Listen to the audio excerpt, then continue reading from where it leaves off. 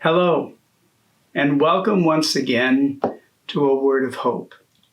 Today for Thursday, Holy Thursday of the Lord's Supper. What a beautiful, magnificent feast Holy Thursday is. A feast of communion. Communion with God. Communion with Jesus Christ. Communion with one another. How we will miss it this year, won't we? How we will miss being able to gather in person in our churches for this beautiful, beautiful celebration and liturgy. Although this darn coronavirus may restrict us from gathering together, I believe it cannot and it will not limit or reduce our communion. Our communion cannot be limited. We are one with God, with Jesus, with one another. And I think I may possibly believe that and appreciate that more this year than any year in the past. Our communion cannot be reduced, not even by this virus. I ask you to look at the readings for today. They're so magnificent.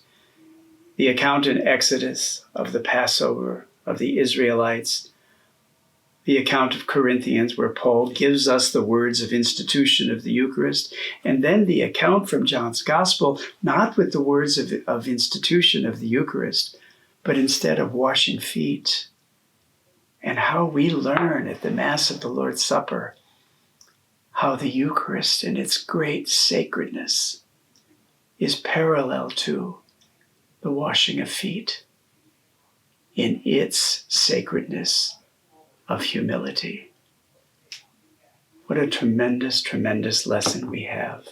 Once again, when we get to Holy Thursday and the washing of the feet in John's Gospel, I am reminded of two words, humility and surrender, and the invitation to all of us to surrender something so as to gain a new spiritual depth. Consider surrendering self so as to discover a fullness of God. Consider surrendering pride for the sake of reigniting humility.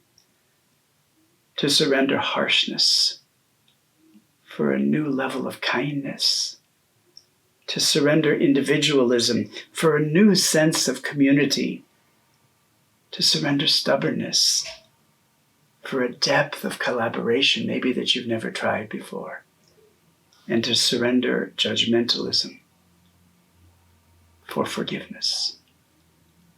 Holy Thursday, Jesus' humility, Jesus' ability to surrender, invites us into the same thing, to let go of things, to let go, as Alcoholics Anonymous says, to let go and to let God.